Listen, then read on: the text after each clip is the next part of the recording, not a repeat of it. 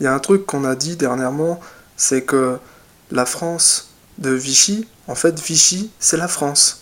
Mais la France de Vichy, c'est pas la France.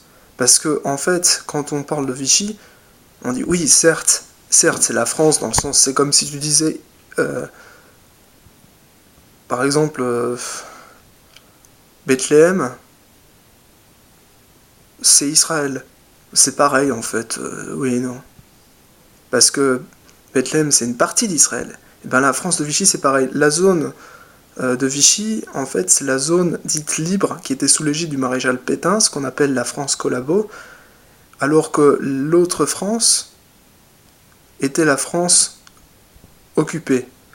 Sauf qu'en fait, il y a un troisième point qui n'a rien avec la France, qui s'appelle l'Alsace, qui est en fait le Reich, c'est-à-dire ce qu'on appelle la zone annexée. Mais elle avait déjà été annexée sous Louis XIV la première fois, hein, parce qu'on ne peut pas dire que la Gaule ce soit la France. Donc elle a été annexée par les Français, et ensuite elle a été réannexée par les Allemands, bon bref, normal quoi. Et puis donc là, il y a aussi la France du général de Gaulle, la résistance, dont l'état-major était situé à Londres, London, en Angleterre.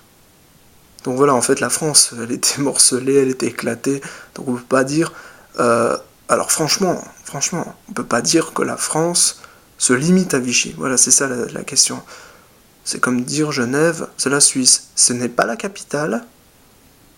Nous, on a l'habitude, les Autrichiens, de combattre Paris, en fait. Vichy, pour nous, je crois que ça nous est un peu inconnu. Et quelle étrangeté de dire que la France, c'est Vichy, quoi. Mais une partie, oui. La France est responsable. En tout cas, de toute façon, le terrorisme est partout, puisque la résistance des uns est le terrorisme des autres. Donc, pour moi, les résistants sont des terroristes.